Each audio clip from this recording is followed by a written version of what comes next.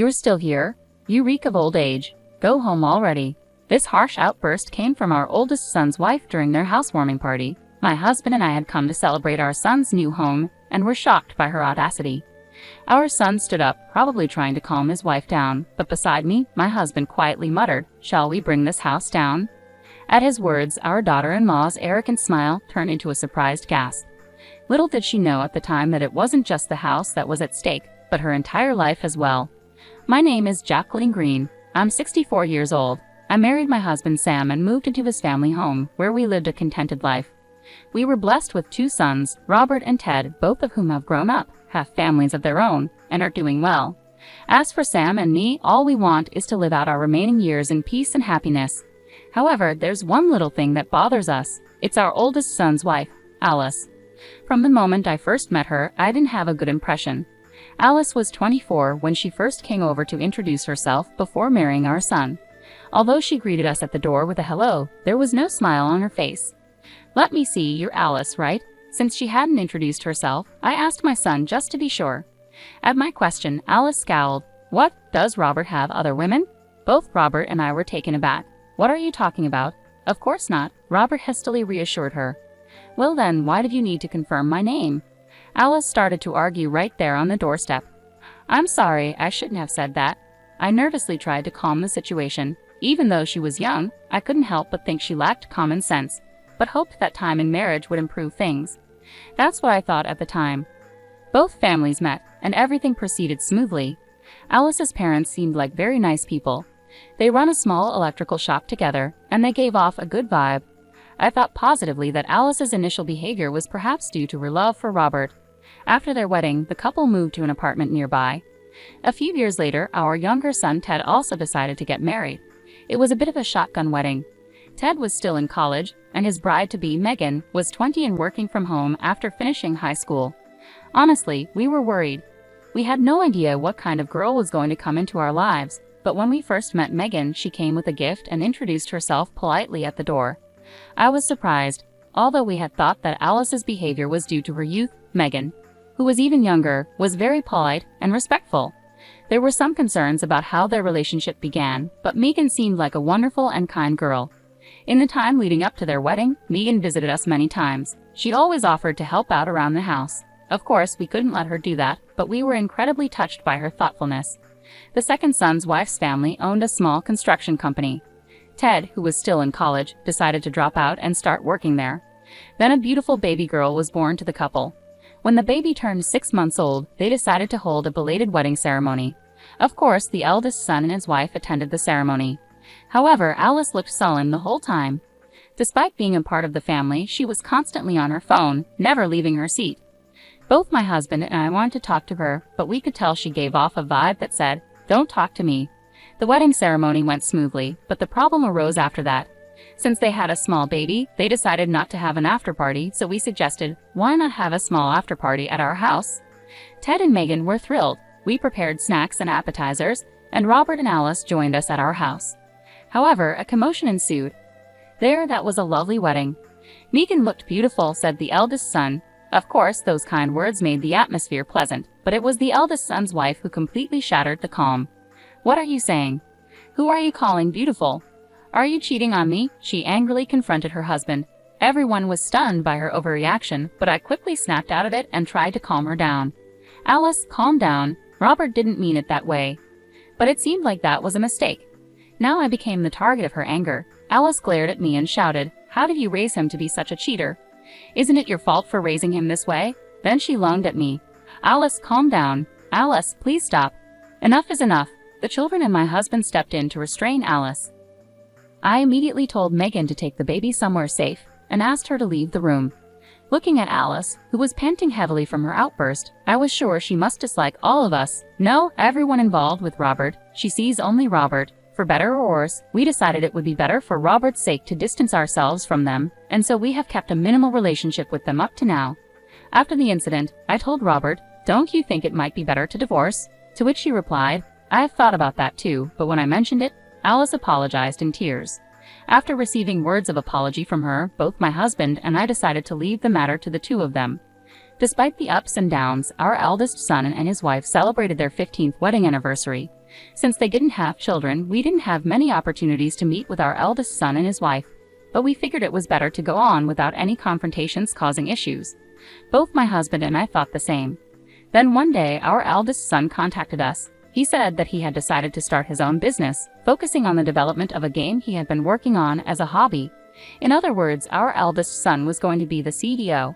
He said he didn't need a large office to develop his game, but he would hire a few employees and each of them would work from home. Because there would occasionally be a need for meetings, he told us he was planning to build a new house with a small meeting room and his own workspace. My husband and I were very happy to hear that our eldest son was turning his hobby into his career and looking toward the future. A few months later, a mansion was completed. We were invited to the housewarming party along with our second son's family. It had been several years since we last met our eldest son's wife, but she had become a fine adult. I thought there wouldn't be any problems like before. Thinking that, we brought our congratulations and visited our eldest son's home. "Hello, excuse us," I said as I rang the bell. My eldest son came out to greet us.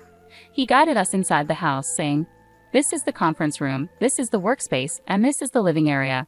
It's properly locked." He led us to the living room while showing us around the house. "Oh, it's lovely," I said, looking around the room with my husband and the family of our second son following behind, all wearing smiles. A meal was prepared in the living room, but I didn't see my eldest son's wife. "Where is Alice?" I asked my eldest son, but he didn't want to talk about her. In the end, we started eating without her. My husband and second son each gave their housewarming gifts to our eldest son. "You didn't have to do all this," my eldest son said, grateful but accepting the gifts with thanks, acknowledging the celebration. The second son's family had one more child since then, and the older child was already in elementary school while the younger child was still 2 years old. Both of them were excited about the new house. That's when it happened. There was a noise upstairs, followed by the sound of footsteps and someone coming down the stairs. "What? Alice is here," I called out to my eldest son, but he didn't answer. Then, when she entered the living room, she frowned upon seeing us. "Alice, hello, it's been a while," I called out to her, but she was still looking sullen as usual. Then she said to us, "You're still here? You reek of old age. Go home already." Alice's harsh words froze the warm atmosphere in the room. "Hey, Alice, how can you say such a thing?" Robert chastised his wife, but it was clear Alice had no intention of taking his reprimand to heart. "Well, it's the truth, isn't it? Our brand new house is getting ruined because of them. I told you not to invite them over. And what are you, some big shot CEO now? Hanging around with some old codger who keeps working past retirement and people who are so average they had a shotgun wedding after dropping out of college. We live in completely different worlds." I was speechless, and so was my second son's family. Even my grade school grandchild was struck dumb in surprise. I had made various excuses attributing her behavior to her youth or excessive affection for my eldest son. But that was my mistake. Something essential to her humanity is missing. She lacks warmth and kindness towards others. It's not that she loves my eldest son the most. She loves herself above all else and values her status as the wife of a company president more than anything. I was furious. I couldn't stand silent anymore. As I was about to retort, my husband, who had been listening to the argument between my eldest son and his wife, let out a sigh. Usually calm and gentle, he said, "Maybe we should just tear this house down." At my husband's words, my eldest son, second son's family, and I involuntarily looked at him. Nobody could believe that such words had come out of his mouth. Only my eldest son's wife let out a surprised gasp. "What? Do you even understand what you're saying?" Alice asked. "Of course I do," my husband replied. "A house designed by me and built by Ted might be better off not existing." Alice was stunned at my husband's words. "I'm sure you, as the president's wife, wouldn't be satisfied with such a house designed by an old man and built by someone beneath ordinary. Our worlds are different. You should just move out." My husband's calm tone was ironically scary. Knowing this, none of us could interrupt the conversation between him and Alice. "What do you mean?" Alice started to tremble at his words and she glared at my eldest son. Noticing her gaze, my eldest son sighed and said to Alice, "It means exactly what he says. This house was designed by my father, a top architect, and the contractor is Megan's family's firm, with the foreman being Ted. I may hold a title and be a president, but I neither have substantial wealth nor reputation yet. Thanks to my family, I could own such a wonderful house rather among us.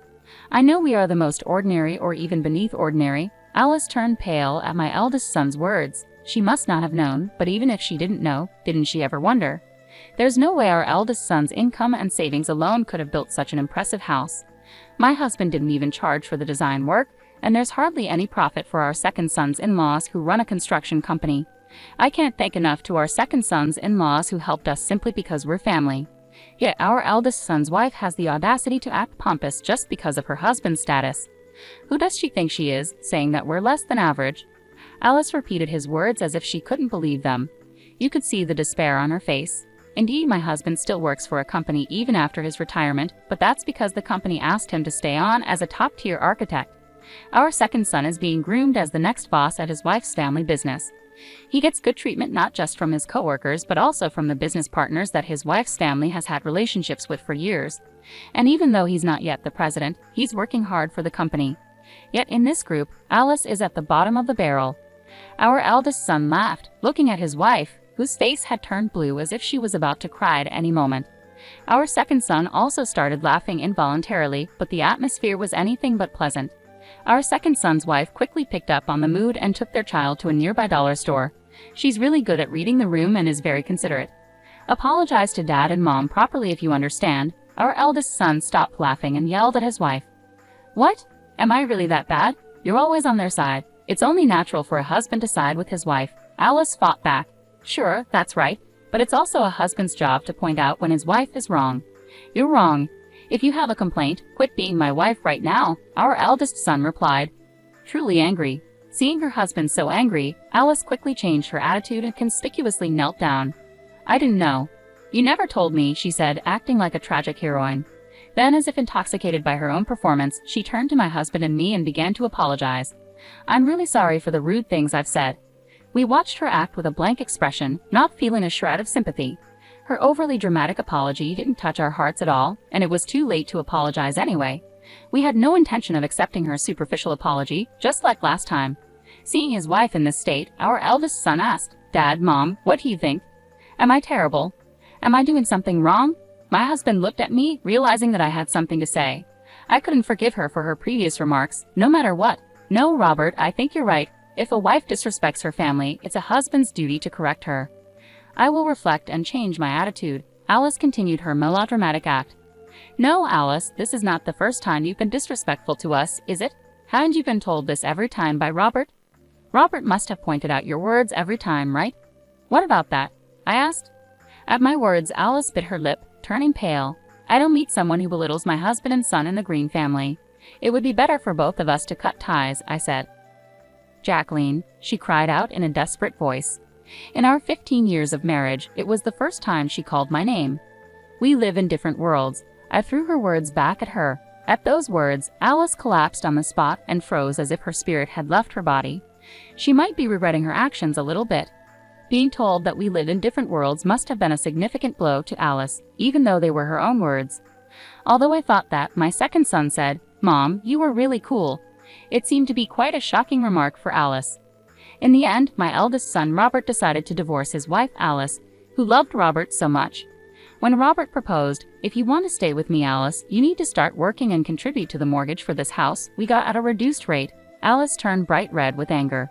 At the time of their marriage, Robert had told her, I want my wife to be a homemaker.